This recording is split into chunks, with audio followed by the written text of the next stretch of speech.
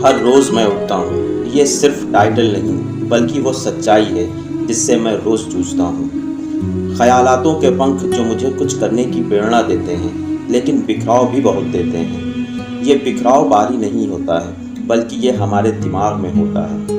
मैं करना तो बहुत कुछ चाहता हूँ, लेकिन मेरा लक्ष्य या दिशा साफ नज़र नहीं आती। ख़यालातों के पंख इतने तेज़ चलते हैं कि मेरा मन शांत होता है तो अपने आप से एक ही सवाल पूछता है कि मैं क्या करूं? कुछ समझ नहीं आ रहा है। जब कुछ समझ नहीं आ रहा है, इस प्रश्न के अपने आप से पूछा तो अंदर से एक ही जवाब आता है।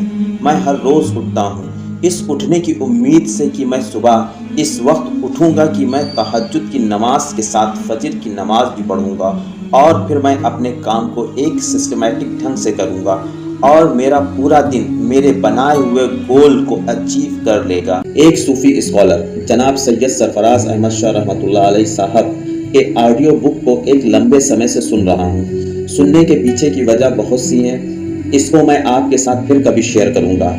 आज मैं उस सवाल से पर्दा हटाना चाहूँगा कि मैं हर रोज़ प्लान करने के बाद भी सुबह क्यों नहीं उठ पाता हूँ। जैसे कि मैंने अभी सरफराज साहब का जिक्र किया, मैं एक लंबे वक्त से उनको सुन रहा हूँ। मैंने उनकी सारी ऑडियो बुक सुनी है। आज ये हालत है कि मैं और कुछ सुनना ही नहीं चाहता हूँ, लेकिन अभी 2-4 दिन पहले मेरे दिमाग में ये बात आई कि मैं सरफराज साहब के अलावा किसी और को सुनूंगा नहीं तो आगे नॉलेज कैसे बढ़ेगी। शायद इसको सोचते हुए एक ही दिन गुजरा था कि रात में मैं सोते वक्त सरफराज साहब की ऑडियो सुनने के लिए यूट्यूब खोला।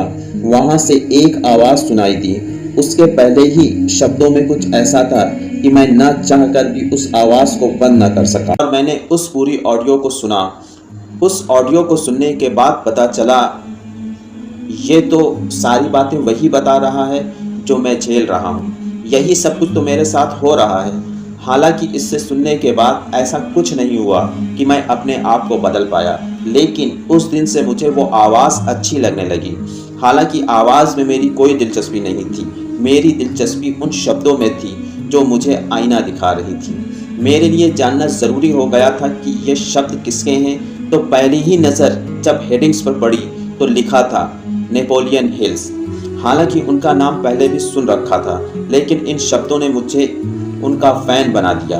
अभी मैंने कुछ ही ऑडियो बुक सुनी है, लेकिन इस बुक ने मेरे अंदर के मकड़ जाल की पहली परत को खोलने की कोशिश की है। शायद इसलिए मैं लिख पाया।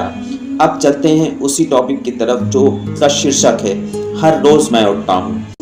लेकिन जब मेरा मोबाइल का अलार्म बजता है तो मेरे अंदर में खुद को सेटिस्फाई जवाब देते हुए कि अरे उठ जाएंगे कल और अगली करवट और कामयाबी से एक और दिन पीछे।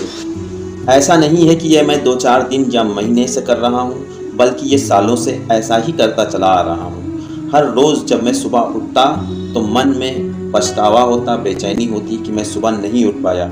इस टेंशन के साथ मेरा हर रोज़ गुजरता है।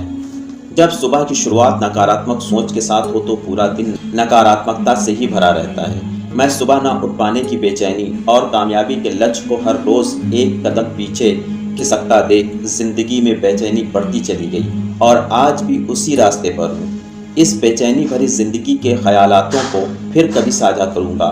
आज मैं उस सुबह के ना उठ पाने के पीछे का राज आप लोगों के साथ खोलूँगा। अब चलते हैं उसी टॉपिक की तरफ जो का शीर्षक है हर रोज़ मैं उठता हूँ। इस ऑडियो को सुनने के बाद मेरे दिमाग में एक सवाल पैदा हुआ कि मुझे क्या चीज़ है जो सुबह उठने से रोकती है। कुछ हद तक मुझे जवाब मिल गया। मैं हासिल तो बहुत कुछ करना चाहता हूँ, लेकिन मेरी कोई लक्ष्य नहीं है। टारगेट तो हज़ारों चीज़ों का बना रखा है, लेकिन नॉलेज किसी भी चीज़ में नहीं है। मैं हर रोज़ कुछ करता हूँ, एफर्ट बहुत सारा लगाता हूँ, लेकिन परिणाम की उम्मीद मुझे खुद भी नहीं होती है। मैं सोचता हूँ कि एक दिन कुछ ऐसा होगा जो मेरी दुनिया बदल देगा, लेकिन अंदर आत्मा मेरी कह रही होती है कि कुछ नहीं होगा। और ये जो आत्मा की आवाज़ है कि कुछ नहीं होगा, यही वो विचार हैं जो हमें सुबह उठने से रोकते हैं। आज भी मैं सुबह नहीं उठ पाया, देखते हैं कल क्या होता है।